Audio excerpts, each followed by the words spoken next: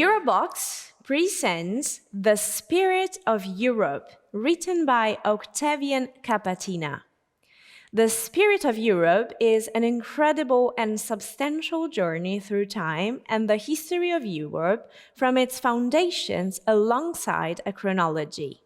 Genetic, cultural, political, and philosophical roots of Europe, from the first Homo sapiens migrations to Greek and Roman legacies, to the struggles and achievements that have shaped the continent across millennia.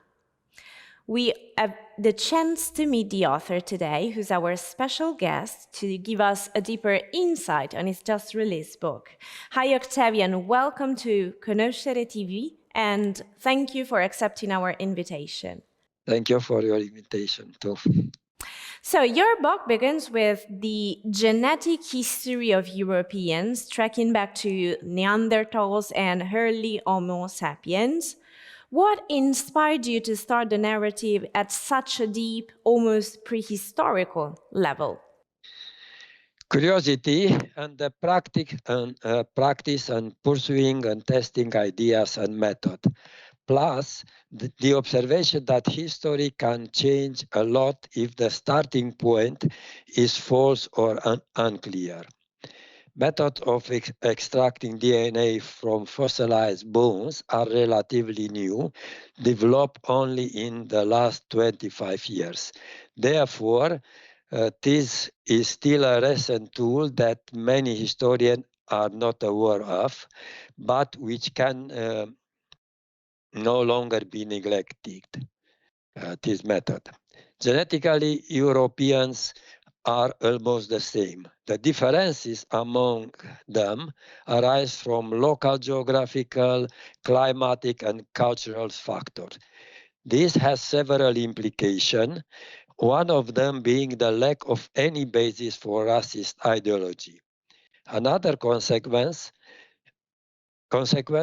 is that certain migratory tribes that have disappeared entirely can no longer be confused with people who merely bear their names, such as people of south of the Danube or those in Pannonia.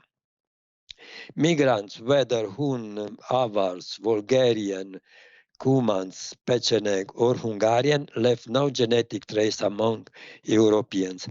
So many academic history need drastic correction. Another consequence of starting from paleogenetic is that it highlights the importance of the local factor in differentiating Europe's people.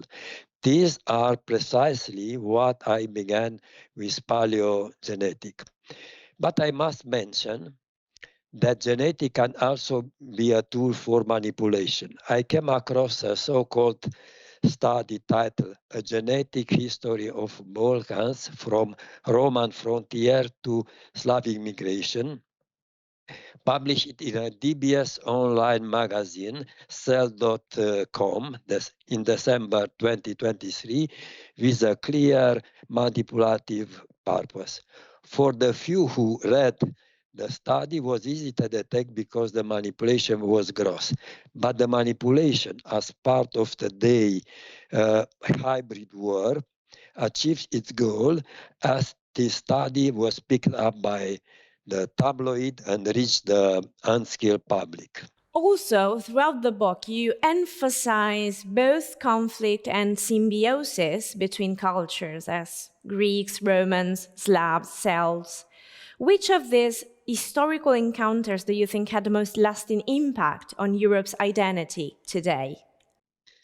Answer your question is not easy, since what we call legacy may also be seen as cultural legacy or even a way of being, or both.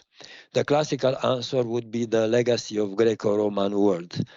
The cultural and civilization radiance of Athens and Rome shaped the entire continent, including so-called barbarian groups such as Thracians, Celts, or Germanic peoples. According to recent researches, the Slav represent a relatively late synthesis, with even a later case being the Slavic Mongol synthesis on the Upper Volga, where Asians' ethnic and civilization elements were particularly strong. Okay. You also dedicate many chapters to philosophy, for example, Socrates, Plato, and Enlightenment thinkers. Why do you believe philosophy plays such a central role in defining the spirit of Europe? Um, Philosophy is a repeated attempt to understand the existence of knowledge. Following a thesis, we often see its total or partial negation, leading to mediation, yet the mediation result in a new thesis, and the cycle continues endless. Each new philosophical trend believes it offers a better answer, sometimes shifting the focus of philosophy itself, or some, like Kierkegaard, argue that being, existence, should not be studied but lived. Generation after generation witnessed new approaches that reflected the spirit of the time.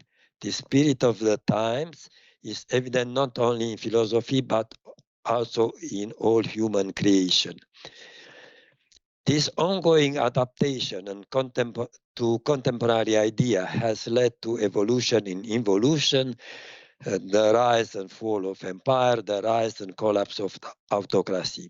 The critical spirit we see today can be traced back to the philology of the Renaissance.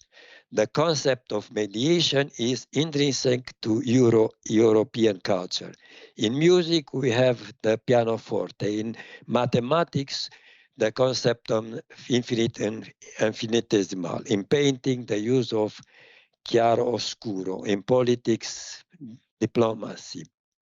And in religion, Jesus Christ, who unites the sensible world with the supersensible world. I argue that ideas have played a significant role in the dynamism, pursuit, and adaptability of Europeans, culminating in their capacity for compromise. This development came after much suffering, hard work, and needless sacrifice.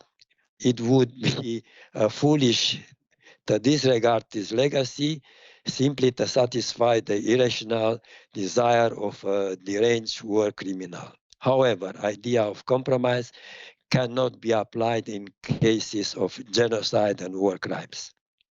Thank you, Octavian. Thank you very much for sharing your vision. We wish you best luck with your book. Thanks a lot.